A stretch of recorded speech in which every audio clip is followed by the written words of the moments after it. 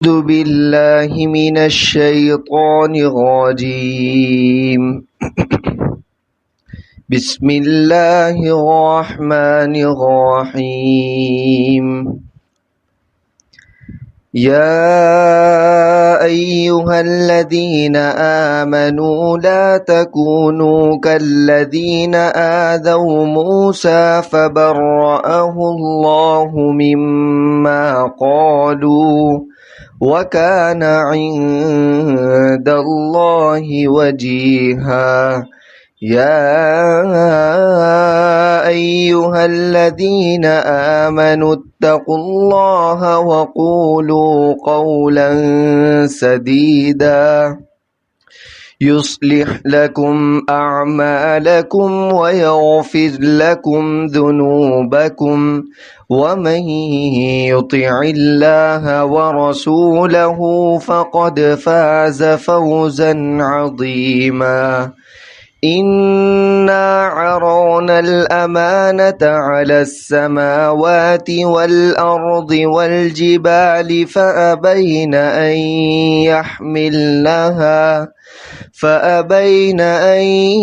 يحملنها وأشفقن منها وحملها الإنسان إنه كان ظلوما جهولا. ليعذب الله المنافقين والمنافقات والمشركين والمشركات ويتوب الله على المؤمنين والمؤمنات وكان الله غفورا رحيما.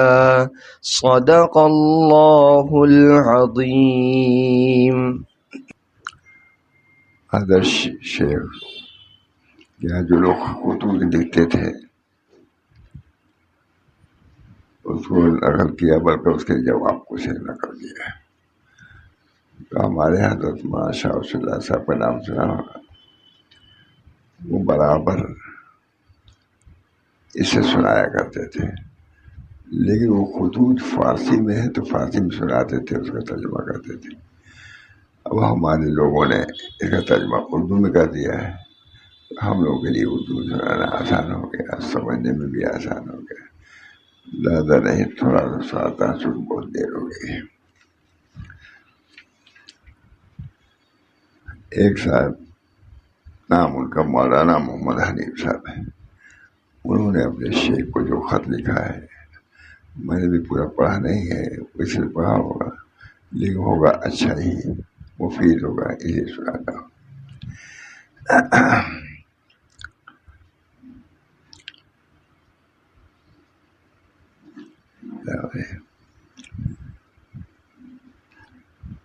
برکات طریق جو اس راستے میں آتا ہے اس کو کب برکات حاصل ہوگی، کب فیوز حاصل ہوں گے، اس کے بارے میں لکھ رہے ہیں. تیرا والا ہے برکات طریق رعایت آداب کے بغیر میسر نہیں ہوتے. ہر چیز کے لیے ادب کی ضرورت ہے. جب اتنی بڑی خدمت کے لیے آئے تو اس کے لیے کچھ کرنا ہوگا. جب آدمی کرتا ہے تو پاتا بھی ہے. پورے خطوط اسی قسم کے ہیں جن کو ملا تھا کچھ طریق کا حصہ ہے، ان کے خطوط کو لوگوں نے جمع کیا، اور بہت سے ہیں. آج وہی خطوط ہم لوگ پڑھتے ہیں. حضرت مولانا شاہ ولی اللہ صاحب رحمۃ اللہ علیہ برابر ان خطوط کو پڑھتے تھے، لیکن وہ فارسی میں تھے. اردو میں ترجمہ اب ہوا ہے فارسی. بہت تمام علماء دیوبند رہتے تھے ان کے یہاں سے، سب بڑے بڑے وہ یہی سب زیادہ سناتے تھے. تھوڑا سا میں بھی سنا تھا. فرماتے ہیں کہ وصول فیض اور برکات طریق رعایت آداب کے بغیر میسر نہیں ہوتی. جب اس کی اہمیت ہوگی، ان مضامین کی اہمیت ہوگی، غور سے سنو گے اور اس کو اپنے دل و دماغ میں جگہ دو گے تو حاصل ہوگا. یہ نہیں کہ سرسری طور سے آئے اور چلے گئے اور سب آپ کو برکات بزرگوں کے مل جائے. محنت مشقت لوگوں نے برداشت کیا ہے، تشریف لائے، یاد کیا، تب ان کے بعد یہ کتابیں لکھی اور بھی بہت سی چیزیں ہیں. کہتے ہیں برکات طریق رعایت آداب کے بغیر میسر نہیں ہوتی. ادب خدا تک نہیں پہنچا، عدم رعایت عدم آداب میں ضرر کا پلہ غالب رہتا ہے. یعنی تم رعایت نہیں آئے ہو لیکن آنے کا تم نے حق ادا نہیں کیا، کچھ نہیں کیا، جیسے آئے تھے ویسے چلے گئے. حضرت تھانی کسی موقع فرماتے تھے آئے تھے جیسے آئے تھے ویسے ہی چلے گئے. بولے کہ آداب کی رعایت نہیں کیا تو ان کو کچھ حاصل نہیں ہوا. معلوم ہے کہیں جائے تو اس کے ادب کی رعایت جب آدمی کرے گا تو اللہ تعالیٰ ضرور اس کو عنایت فرمائیں گے. اللہ تعالیٰ اپنی تعریف کو رائگاں نہیں کرتا. جو اس کا تعریف ہے اللہ ہی کے لیے آیا تو ضرور اللہ عطا فرمائے گا اس کو. ایک مرتبہ بھی کسی بزرگ کو گیا اس لیے کہ کو اللہ کی محبت مل جائے، تعلق ہو جائے، تو اللہ تعالیٰ کبھی اس کو محروم نہ فرمائے گا. اس بنا پر یہ خطوط جمع کی علماء کرتے رہے ہیں، بہت سے اور ہیں، ان کو ہم کو سنا ہی دینا ہمارے لیے کافی ہے. فرماتے ہیں برکات طریق کی برکت رعایت آداب کے بغیر میسر نہیں ہوتے. جب ادب کرو گے اس کے تو اللہ تعالیٰ ضرور عنایت فرمائے گا. ان کی صحبت میں گئے جب بھی نہیں بھی رہے، عقیدت اگر تم کو ہے اور توجہ ہے تو اللہ تعالیٰ محروم نہ فرمائے گا. بہت عمدہ. وصول فیض اور برکات طریق رعایت آداب کے بغیر میسر نہیں ہوتے. بے ادب خدا تک نہیں پہنچتا. طریق کے لیے آیا بھی اور اللہ ہی کی بے ادبی، اس کے جو واسطے ہیں ان کی بے ادبی کبھی نہیں آتی. برکات طریق رعایت آداب کے بغیر میسر نہیں ہوتے. عدم رعایت آداب میں ضرر کا پلہ غالب ہے. آئے بھی اور تم نے ان کا احسان نہیں مانا، احسان نہیں مانا، اس کی ادب کی رعایت نہیں کیا تو محروم کے محرومی واپس ہو جاؤ گے. آئے تو ضرور لیکن ادب کی رعایت نہیں کیا تو بے ادب محروم ماند فضل رب، بے ادب فضل رب سے محروم ہو جاتا ہے. دوسری بات یہ لکھنی ہے کہ تم ضبط اوقات میں کوشش کرو. تمہارے اوقات ضائع ہوتے، یہاں بیٹھے وہاں بیٹھے، وظیفے تم نہیں پڑھتے، کچھ کرتے ہی نہیں، جس سے کیسے حاصل ہوگا؟ دو چیزیں، پابندی اور دوسرے ضبط اوقات. بہت اس کی اہمیت ہے. حضرت تھانوی کہتے ہیں بہت اس کی ضبط اوقات، کس وقت کیا کام کرنا ہے. حضرت تھانوی کہتے ہیں بہت مشہور ہے، کسی وقت وہ ملفوظات لکھا کرتے تھے تو کوئی حضرت تھانوی کی بات تھی، کہا بھائی میں اس وقت یہ کام کرتا ہوں، یہ کام کر لوں گا تب آپ سے ملوں گا، یہ ہے لکھاؤں گا. تو معلوم ہوا کہ اپنے اوقات کے ضبط جب تک نہیں ہوگا اس وقت تک کچھ کام نہیں ہو سکتا. دوسری بات یہ لکھنی ہے کہ تم ضبط اوقات میں کوشش کرو اور اہم امور میں وقت صرف کرو. فضولیات میں اپنے وقت کو صرف نہ کرو. جو اہم کام ہو، جو دنیا اور دین میں کام آنے والے کام، اس میں صرف کرو. آج کتنے واحد بیٹھے تو بیٹھے 3 گھنٹہ 6 گھنٹہ، 1 بجے 2 بجے ویسے ہی بیٹھے رہتے. میں جاتا رہا، میں بھی جاتا رہتا ہوں، بیٹھے ہوئے سمندر کے کنارے بیٹھے ہوئے، کچھ کام نہیں، صرف 3 گھنٹہ 4 گھنٹہ رہنے کے لیے بیٹھے، کوئی کام نہیں سوائے کہ کبھی مونگ پھلی کھائے، کبھی یہ کھائے. یہ اوقات ہے، رد ہوتا ہے. میں گئے دیکھا چلے آئے، ختم کرو اس کو، لیکن نہیں مجھے اتنے اوقات کے ضیاع ہے کہ میں نہیں کر سکتا. دوسری بات یہ لکھنی ہے کہ تم ضبط اوقات میں کوشش کرو، اپنے اوقات کو ضبط میں رکھو اور اہم امور میں وقت صرف کرو، لکھنے میں، پڑھنے میں، ذکر میں، شکر میں۔ فضولیات بیٹھے ہوئے ہو 3 گھنٹہ، 4 گھنٹہ، 15 گھنٹہ بیٹھے رہتے ہیں۔ میں بھی رہا ہوں، یہی ہے، اسی جگہ ہم لوگ بھی رہتے ہیں، دیکھتے بھی رہتے ہیں، اپنے اوقات بھی کچھ ضائع ہو جاتے ہیں۔ اس کا یہ بھی مطلب نہیں کہ ہر وقت وظیفے ہی پڑھتا رہے، لیکن لغو لایانی سب سے بڑی مضر چیز لایانی باتوں میں مشغول ہو رہا ہے۔ اس سے اپنی پوری زندگی کھو جاتا ہے، کوئی کام نہیں، صرف لایانی باتوں کے سب کے لیے بیٹھتے ہیں، گپ شپ کرتے رہتے ہیں۔ کامیابی تو کام سے ہوگی، نہ کہ حسن کلام سے ہوگی، ذکر کے التزام سے ہوگی، فکر کے اہتمام سے ہوگی۔ یہ ہم لوگ کو رٹایا گیا ہے۔ کامیابی تو کام سے ہوگی، نہ کہ حسن کلام سے ہوگی، ذکر کے التزام سے ہوگی، فکر کے اہتمام سے ہوگی۔ گوپا گئے ہیں، حضرت اوپر رہتے تھے، ماشاء اللہ، ہم لوگ نیچے رہتے تھے، اس میں سب مریانی ساجابی سب لوگ تھے۔ نیچے آئے 12 بج گیا تھا اور سب لوگ مشغول تھے بات چیت کرنے میں۔ حضرت آئے کہا، تم اس وقت یہ سب کر رہے ہو تم لوگ؟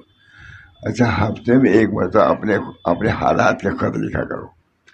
یہ موت سب کے لیے اپنے حالات لکھنا، طبیب کو، ظاہری ڈاکٹر کو تو لکھ نہیں پاتا، اتنے بڑے مدقق کے سامنے اپنے باطنی احوال کو لکھنا آسان نہیں تھا۔ تو اس کا حضرت نے یہ کہا کہ یہ لوگ جو گپ شپ کر رہے ہیں، اس کا علاج یہ ہے کہ ان کو مشغول کیا جائے۔ تو واقعی مشغول ہو گئے ہم لوگ۔ یہ دیکھ نہیں ہوں گا یہ بات۔ دوسری بات یہ لکھنی ہے کہ تم ضبط اوقات میں کوشش کرو، اپنے اوقات کو منضبط کرو۔ جہاں چاہے 2 گھنٹہ بیٹھ گئے، 3 گھنٹے بیٹھ گئے، اس کا کیا جواب دو گے خدا کے؟ لایانی بات، سب سے بڑی چیز یہ ہے کہ لایانی باتوں سے بچو۔ اس طریق کا اول، لایانی باتوں سے بچو۔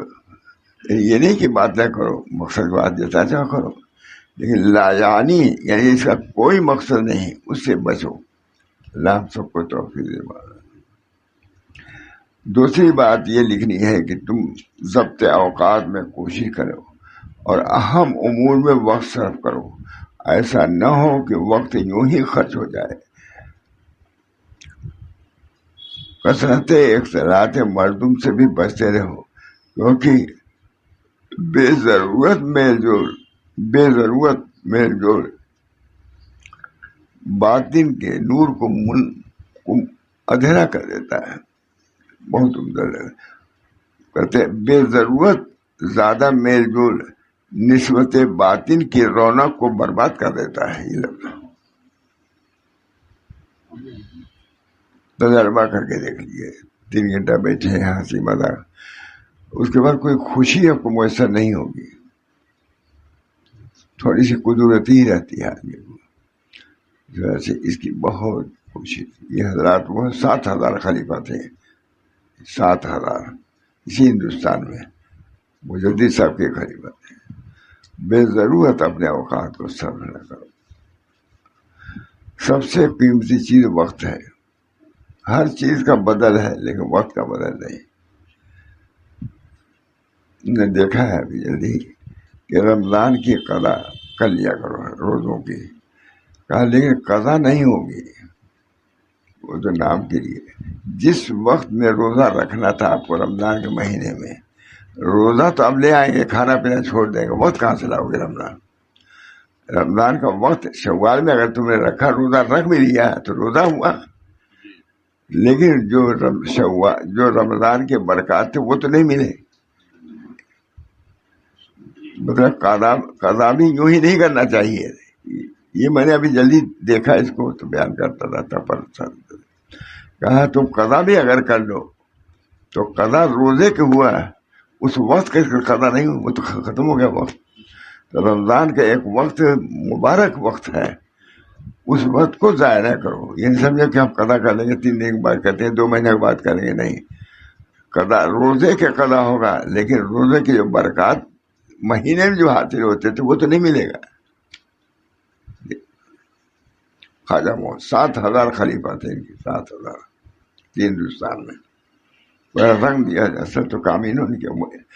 مجدد صاحب تھے، انہوں نے کام کیا، اصل تو کام انہوں نے کیا ہے. بالکل دین الہی غالب آ چکا تھا، دین الہی اکبر کیا، انہوں نے آگ ختم کر دیا اس کو. پھر اس کے بعد انہوں نے فروغ دیا. 7,000 جن کے خلیفہ، تبھی تو کام ہو گئے ہندوستان میں. حضرت دوسری بات یہ لکھ رہی ہے کہ تم ضبط اوقات میں کوشش کرو اور اہم امور میں وقت صرف کرو، اور ایسا نہ ہو کہ وقت یوں ہی خرچ ہو جائے. کثرت اختلاط مردم سے بچتے رہو، فضول لوگوں کے ساتھ اٹھنے بیٹھنے سے بچتے رہو. گھنٹوں گزر جائیں گے اور کچھ کامیابی نہیں ہوگی بلکہ نقصان ہوگا. بیٹھتے ہیں لوگ، جانتے ہیں، آتے جاتے ہیں، ہم لوگ بھی جاتے ہیں، بیٹھے ہوئے 1 بجے 2 بجے یوں ہی بیٹھے ہوئے ہیں. کبھی سمندر کے کنارے دیکھے ٹہل رہے تھے. سب کی قضا ہے، وقت کی قضا نہیں. لوگ کہتے ہیں رمضان کی قضا کر لیا. کہا کیا تم قضا کرو گے؟ رمضان خالی بھوک پیاس کا نام نہیں ہے. اس وقت کے بھوک پیاس کو چھوڑنا، وہ کہاں سے لاؤ؟ اس وقت کو کہاں سے لاؤ گے؟ در حقیقت قضا نہیں، وہ تو نقل قضا ہے.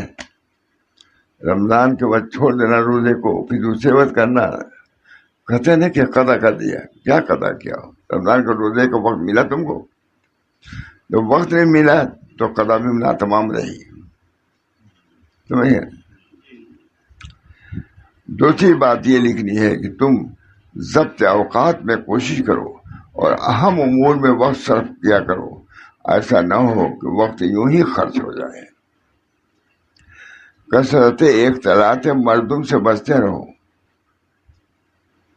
ہمارے حضرت برابر سناتے تھے مجلس میں یہ مکتوبات، ہم لوگ کو چاہیے. اس وقت تو فارسی میں تھا، تو اردو ہو گیا ہے، بہت آسان کر دیا ہے. کثرت اختلاط مردم سے اس طرح بچتے رہو، کیونکہ بے ضرورت میل جول نسبت باطن کے رونق کو برباد کر دیتا ہے. بے ضرورت میل جول کو باطن کی رونق، نورانیت کو برباد کر دیتا ہے. بے نیت صالحہ مخلوق سے زیادہ ملنا جانا خالق سے انقطاع کا سبب بن جاتا ہے. بلا ضرورت اگر یوں ہی فضول مخلوق سے ملتے ہو، اتنا وقت اللہ کو دیتے تو کیا پاتے ہیں؟ بے ضرورت کہہ رہے ہیں، ضرورت پر ملنے جلنے سے منع نہیں فرما رہے ہیں. بے ضرورت. ایک بزرگ کا مقولہ ہے کہ بدون صحبت سے، بدوں کی صحبت سے پرہیز کرو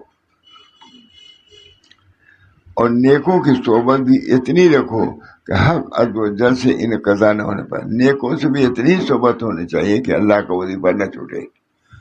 جو بتلایا اس کو پورا کرو، یعنی کہ وہاں بیٹھے بیٹھے وہ سب کرتے رہو، چاہے وہ پیر ہی کیوں نہ ہو. پیر لوگوں کے لیے غب شپ کرنا جائز تھوڑا نہ ہو جائے گا. تو سب کے لیے من حسن اسلام المرء ترک ما لا یعنی، حدیث صریح حدیث. ایک بزرگ سے کسی نے کہا، خلیفہ تھے، کہ آپ فلاں کے صحبت میں جاتے ہیں؟ کہا نہیں میں نہیں جا پاتا، مجھے فرصت نہیں. میں نے ایک چیز پر عمل کرنا چاہا، اب تک نہیں کیا تو میں کیا جاؤں. ان کے یہاں سنا تھا انہوں نے ایک بار، من حسن اسلام المرء ترک ما لا یعنی. آدمی کے حسن اسلام سے یہ کہ لا یعنی باتوں کو ترک کر دے. کہا اسی پر میرا عمل نہیں ہو سکا تو میں کیا جاؤں ان کے خدمت میں. اللہ ہم سب لوگوں کو طریق پر رکھے. اللہ تو دینے کے لیے تیار ہی ہے، تیار بیٹھا ہے. حدیث میں آتا ہے کہ رات میں دن میں اللہ کی طرف سے ندا ہوتی رہتی، ہر من مستغفرین، کوئی مستغفر مغفرت طلب کرنے والا ہے کہ جس کی میں مغفرت کروں. جو بندہ کرتا ہے، جو اللہ کی طرف سے ندا ہوتی رہتی ہے، کوئی مستغفر ہے استغفار طلب کرنے والا. ایک بزرگ کا مقولہ ہے کہ بدون صحبت، بدوں کی صحبت سے بچو اور نیکوں کی صحبت میں اتنی رکھو کہ حق عز و جل سے انقطاع نہ ہونے پائے. نیکوں کے ساتھ بھی اتنی دیر بیٹھو اس میں فضول باتیں نہ ہونے پائے، بلکہ نیکوں کی صحبت اختیار کرو، لیکن وہ بھی حد کے اندر ہونا چاہیے۔ اللہ، یہ سب طریق کی باتیں ہیں، بس اس سے ہمارے بزرگان پہنچے، اور اسی پر وہاں پر اجر و ثواب ملے گا۔ ہمارے لیے اس وقت کو اس نے چھوڑا، ہمارے ذکر کے لیے، ہم سے تعلق کے لیے۔ آج ان چیزوں کے احتیاط بہت کم ہے، اوقات کو ضائع کرنے کی عام عادت ہو گئی ہے۔ اوقات کو ضائع کرنا، روپیہ پیسہ کے ضائع کرنا اتنا مضر نہیں جتنا اوقات کو ضائع کرنا ہے۔ اللہ تعالی ہم سب لوگوں کو اپنے بزرگوں کی تعلیمات پر، بلکہ دین و ایمان کی تعلیمات پر عمل کی توفیق دے۔ وآخر دعوانا ان الحمد للہ رب العالمین۔ ربنا تقبل منا، ربنا لا تزغ قلوبنا بعد إذ هديتنا وهب لنا من لدنك رحمة إنك أنت الوهاب۔ ربنا تقبل منا إنك أنت السميع العليم برحمتك يا أرحم الراحمين، بحرمة سيدنا النبي الكريم صلى الله عليه وسلم۔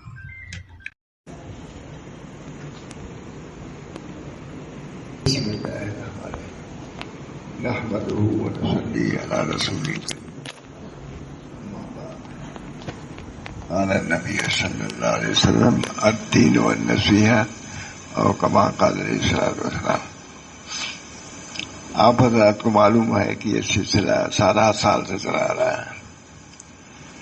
الحمدللہ لوگ آتے بھی ہیں، اتنے طلبہ ہی رہتے ہیں، مولانا بھی آ جاتے ہیں، کبھی مولانا بیان فرما دیتے ہیں، کبھی ہمارے محبوب سنا دیتے ہیں، کبھی آج میں بیٹھ گیا۔ اب دیکھیے ان لوگوں جیسا میں سنا پاتا ہوں کہ نہیں پاتا، دعا کیجیے اللہ تعالیٰ کام کی باتیں کہلائے۔ ظاہر ہے کہ یہ مدرسہ ہے، لیکن ہمارے حضرت فرماتے تھے کہ ہمارا مدرسہ صرف مدرسہ نہیں، خانقاہ بھی ہے۔ مدرسہ صرف مدرسہ پڑھنے پڑھانا نہیں، بلکہ ذکر و اذکار کا بھی سلسلہ رہنا چاہیے، تاکہ دونوں دو چیز نہ ہوں، پڑھنا پڑھانا بھی ہو، اس کے ساتھ ساتھ اخلاق کی اصلاح، جو خانقاہی خاص چیز ہے۔ اسی طرح ذکر کا اہتمام، یہ بھی خاص چیز ہے، یہ بھی ساتھ ساتھ چلنا چاہیے۔ اپنے مدرسے کو خالی مدرسہ نہیں کہتے تھے، مدرسہ خانقاہ دونوں۔ اللہ تعالیٰ مجھے بھی اس سلسلے کو جاری رکھنے کی توفیق مرحمت فرمائے۔ کبھی مولانا بھی بیان فرما دیتے ہیں، ہمارے محبوب سنا دیتے ہیں، سلسلہ جاری ہے۔ آج میں ہی بیٹھ گیا ہوں، اللہ تعالیٰ مجھے بھی اس سلسلے کو جاری رکھنے کی توفیق مرحمت فرمائے۔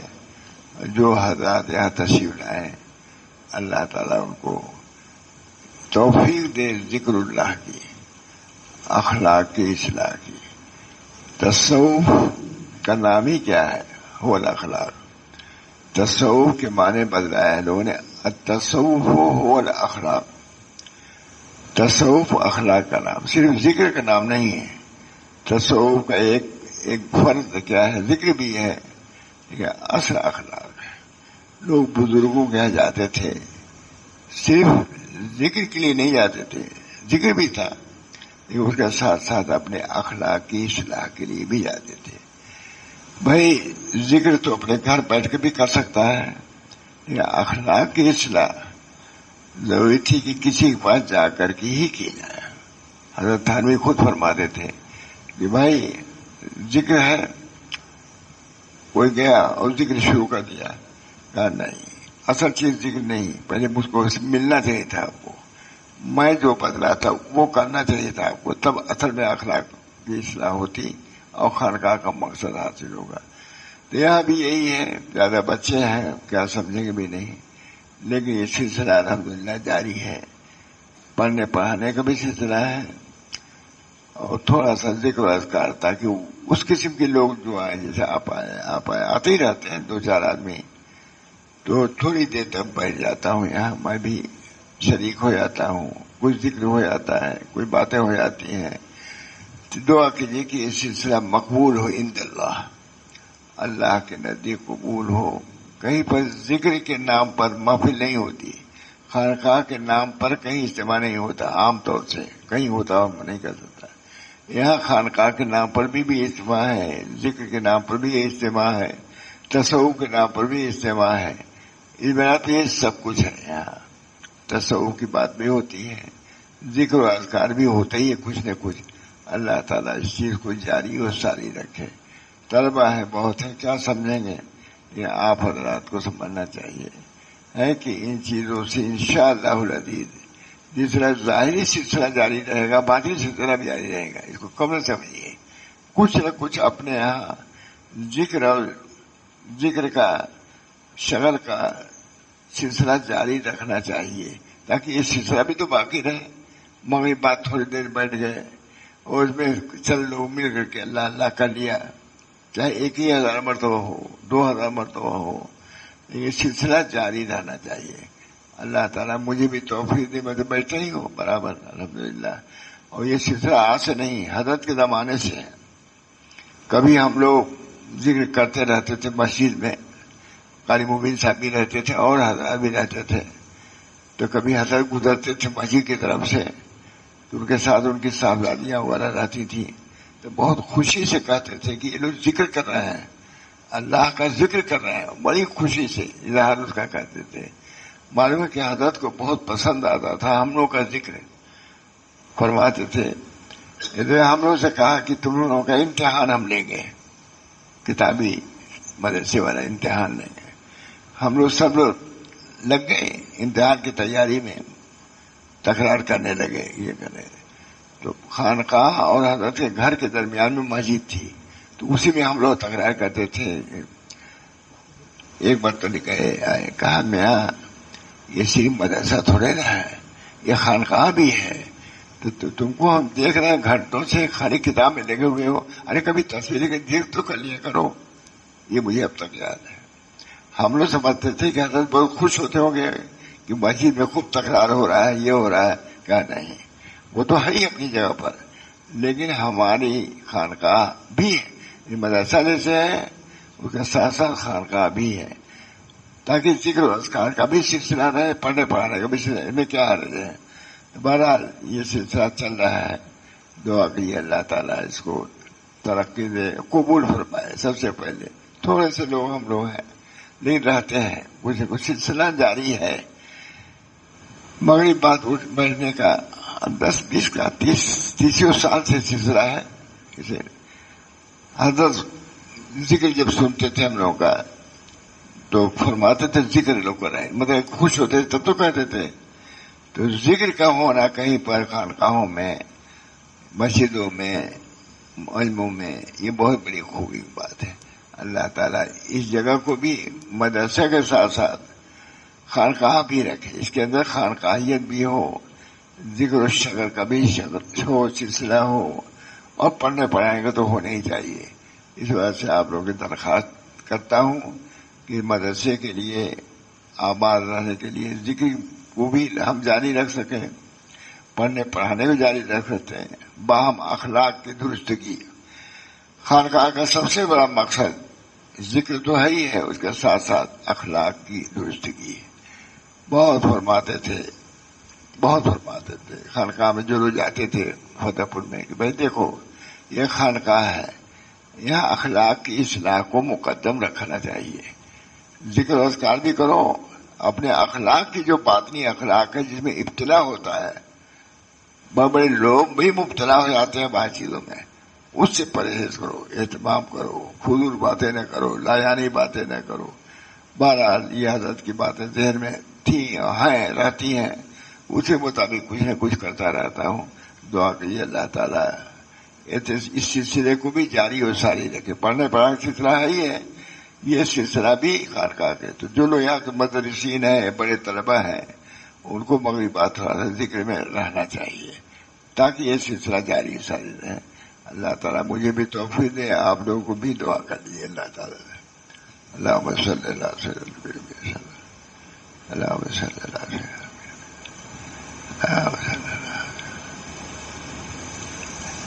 اللہم صلی اللہ علیہ وسلم. یا اللہ اس مدرسے کو بھی آسن وجہ بہتر طریقے سے چلانے کی توفیق دے. جو یہاں کے مدرسین ہیں، طلبہ ہیں، سب اللہ والے ہوں، دین کو پڑھنے والے ہوں، دین پر عمل کرنے والے ہوں، اللہ تعالیٰ سے تعلق رکھنے والے ہوں. یا اللہ خصوصیت اس جگہ کی ہونی چاہیے کہ مدرسہ بھی چلے بخیر و خوبی، اسی کے ساتھ خانقاہ جس کا اعلیٰ درجہ کیا ہے ذکر اللہ کی کثرت. اللہ اس کی بھی توفیق دے. ربنا تقبل منا انك انت السميع العليم برحمتك يا ارحم الراحمين بحرمة سيد النبي الكريم صلى الله تعالى عليه وسلم.